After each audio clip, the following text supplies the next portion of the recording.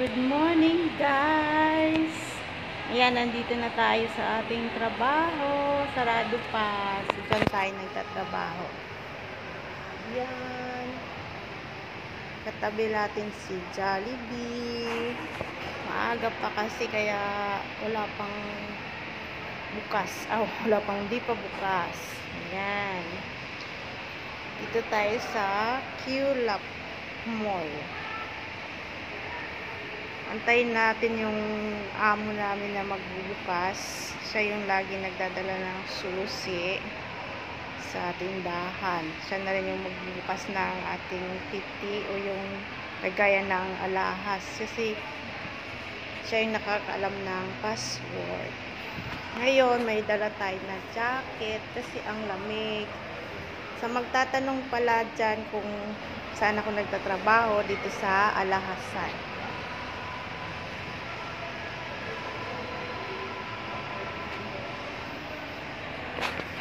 Meron din tayong baon, meron tayong tinapay, kape, kasi malamig mamaya.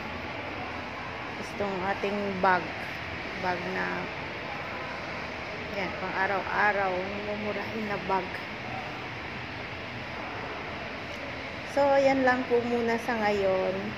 Update ko lang muna kayo sa presyo ng alahas dito ngayon sa Brunei. Ngayon pala ay October 20, 2024. Medyo mahal na po ngayon ang alahas. Nagtaas na yung pataas na ng pataas.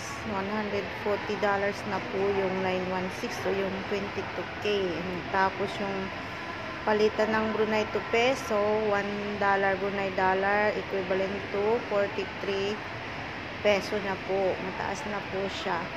So, medyo mataas na din yung, kaso nga lang kahit ganun kamahal dito yung presyo ng alahas, kaming mga OFW, pwede kasi kami dito kahit hindi po OFW, kahit yung mga taga rito, mga lokal, pwede kasi dito yung hulog-hulog, yung magbayad ka buwan-buwan sa alahasan, tapos hanggang full paid mo siya, saka mo makukuha yung item.